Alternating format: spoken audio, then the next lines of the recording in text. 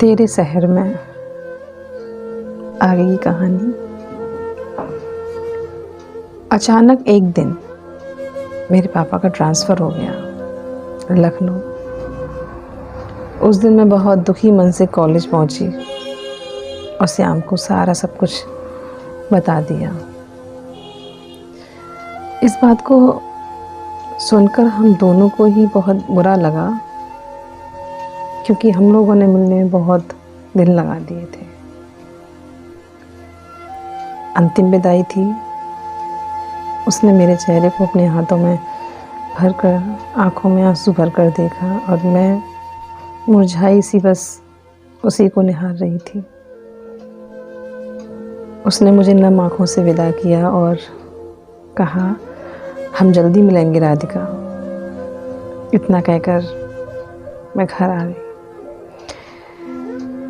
नया शहर, नए लोग, उनके बीच तालमेल बिठाना थोड़ा मुश्किल था, पर समय के साथ सब ठीक हो गया। श्याम से बिना मिले मुझे कई दिन गुज़र गए। काफ़ी दिन गुज़र भी रहे थे, पर श्याम का एक फ़ोन तक नहीं आया। दिन महीनों में गुज़र गए, मगर उसका कुछ अता पता नहीं था। मुझे लगा कहीं वो मुझे भूल तो नहीं गया। ये सोचकर घबराहट होने लगी बहुत ज़्यादा। एक दिन मेरे पापा ने मेरा रिश्ता तय कर दिया। मैं एकदम सन्न सी थी उस बात को सुनकर। दुखी मन से मैंने इस सच को स्वीकार लिया और रिश्ते के लिए हाँ कर दी, क्योंकि मुझे कुछ नहीं पता था श्याम के बारे में। ना उसका फ़ोन, ना उससे बातें, ना उसके वादे, ना उसके इरादे। कुछ भी नहीं था उस समय मेरे पास। एक दिन मैं परीक्षा देने अपने कॉलेज जा रही थी कि अचानक उसी बस में मैंने श्याम को देखा और चाहते हुए भी मैं उसको अनदेखा करने लगी, उससे नज़रें चुराने लगी। श्याम ने भी मुझे देख लिया और मेरे पीछे पीछे बस से उतर गया। जैसे ही मैंने अपने कदम आगे बढ़ाए, उसने मुझे पीछे से आवाज़ दी, राधिका तुम कौन हो? मैंने एकदम से उसे अनजान व्यक्ति के साथ जिस तरीके से बातें करते हैं उस लहजे में कहा। श्याम अवाक खड़ा था। कुछ समय बाद बोला, राधिका क्या तुम मुझे भूल गई? मैं तुम्हारे लिए इतनी दूर आया हूँ, सिर्फ तुम्हारे लिए राधिका, और तुम कह रही हो कि मैं कौन हूँ? प्लीज़ राधिका, भगवान के लिए ऐसे शब्द मत कहो। मेरा तो अस्तित्व ही ख़त्म हो जाएगा। घर से झगड़ा कर कर इतनी दूर सिर्फ तुमसे मिलने आया हूँ। अब तो माँ बाप ने भी मेरा साथ छोड़ दिया है राधिका। मैंने एक ना सुनी। श्याम बोलता रह गया, मैं तुम्हारा इंतज़ार करूँगा राधिका। इतना कहकर श्याम वहीं खड़ा रह गया और मैं जल्दी से एग्ज़ाम देने चली गई और यही सोचती रही कि जाऊँ या ना जाऊँ। एग्ज़ाम ख़त्म हुआ और जल्दी से मैं अपना पर्स उठाकर बस की ओर दौड़ी और घर आ गई। मुझे नहीं पता था कि मैं ठीक कर रही हूँ या गलत। बस जो भी था मैंने कर लिया था। दिन बीतते गए, मेरी शादी हो गई और ससुराल आ गई। यहाँ पर सब ठीक था। समय गुजरा। मैंने अपनी अधूरी पढ़ाई ससुराल में ही पूरी की थी और एक सफल अध्यापिका बन गई।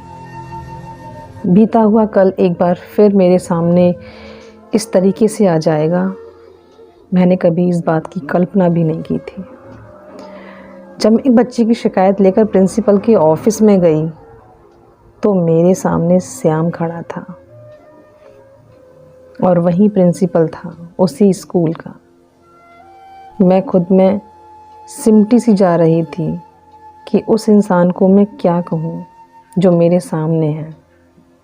मैंने बिना कुछ कहे वापस आने की कोशिश भी की तो श्याम ने मुझे पीछे से आवाज़ लगाई, राधिका मुझे इतना तो बताती जाओ, मेरा कसूर क्या था? उस दिन तुम मुझसे मिलने क्यों नहीं आई थी राधिका? मैं उस शहर में अनजान था, मुझे नहीं पता था कि कौन सी सड़क कहाँ जाती है, फिर भी मैं तुम्हारा इंतज़ार करता रहा, भूखा प्यासा ये सोच कर खड़ा रहा कि आज मेरी राधिका मेरे साथ होगी, मैं उसके साथ बैठकर खाना खाऊंगा। श्याम की बातें सुनकर मैं सन्न थी और आंखों से आंसू रुकने का नाम नहीं ले रहे थे। एकदम श्याम बोला, नहीं राधिका, इन आंसुओं को आज नहीं, उस दिन बहाती जिस दिन मैं तुम्हारा इंतज़ार करके थक गया। राह चलते लोग मुझे भिखारी समझ रहे थे राधिका। अपना पसीना पोंछने के लिए जिस दुपट्टे का सहारा था वो भी मेरे पास नहीं था राधिका। मेरी नज़र राह चलते हर उस इंसान को देख रही थी कि कहीं मेरी राधिका तो नहीं है। मेरी आंखें थक गई थी राधिका, पर तुम नहीं आई। मैं कड़ी धूप में खड़ा खड़ा अचानक बेहोश हो गया। कुछ आदमियों ने मेरी मदद की, मुझे होश में लाया और कहने लगे, भाई पागल हो क्या, इतनी तेज़ धूप में क्यों खड़े हो। उनकी बातें अनसुनी कर मेरा दिल बार बार कह रहा था कि एक बार आ जाओ राधिका, बस एक झलक दिखला जाओ राधिका, मैं वापस चला जाऊंगा। प्लीज़ राधिका, इस अनजान शहर में मुझे अकेला छोड़कर मत जाओ राधिका, मैं यहाँ किसी को नहीं जानता राधिका। और फिर निराश होकर मैं बस इतना ही कहकर लौट आया, क्या ऐसा ही होता है तेरे शहर में। अचानक मेरे दिल की आवाज़ से मेरी नींद टूटी और मेरे बेटे ने आवाज़ लगाई, मम्मा क्या हुआ।